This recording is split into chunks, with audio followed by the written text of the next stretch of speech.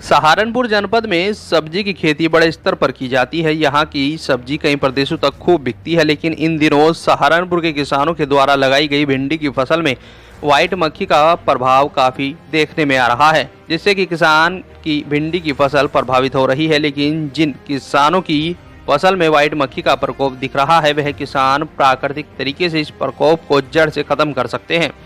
कृषि विज्ञान केंद्र के प्रभारी व प्रोफेसर डॉक्टर आई के कुशवाहा बताते हैं कि किसान अपने घरेलू उपाय, जिसमें कि नीम का तेल जो कि मार्केट में आपको आसानी से उपलब्ध हो जाता है, उसको लेकर के उसमें थोड़ा शैम्पू मिलाकर के अपनी भिंडी की फसल में छिड़काव करने से यह सफ़ेद मक्खी का प्रकोप खत्म हो जाएगा।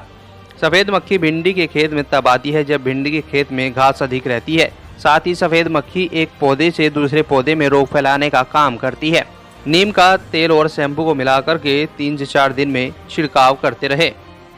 देखिए, भिंडी में तो कई कीड़े लगते हैं एक्चुअली। एक तो सफ़ेद मक्खी लगती है, वाइट फ्लाई जिसे कहते हैं, सफ़ेद सफ़ेद होती है और जब उड़ती है तब दिखती है कि हाँ उसमें उड़ रहा है। ये मक्खी क्या करती है, ये बीमारी को फैलाती है। और जब ये कौन सी बीमारी फैलाती है, कैसे फैलाती है, क्योंकि अगर रोग ग्रसित पौधे में ये अपना रस लेती है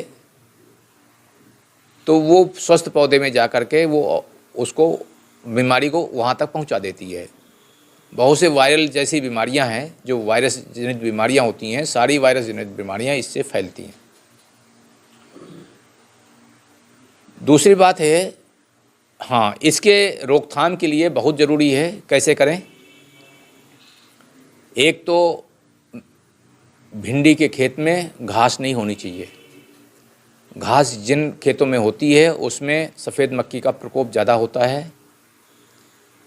दूसरा ये है कि जो नीम का तेल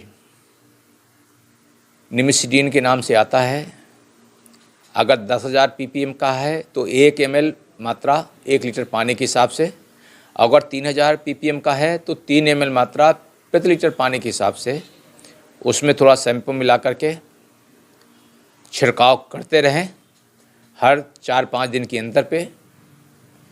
तो ये देखा जाता है कि जो नीम का तेल है ये कीटों को पौधे के नज़दीक नहीं आने देता है। एक तो गंध होता है, दूसरा ये होता है कि अगर ये नीम का तेल उसके शरीर में गिरता है तो उसका विकास अवरुद्ध हो जाता है। तो ये दोनों ऐसे कारण हैं जो प्राकृतिक तरीके से कर सकते हैं।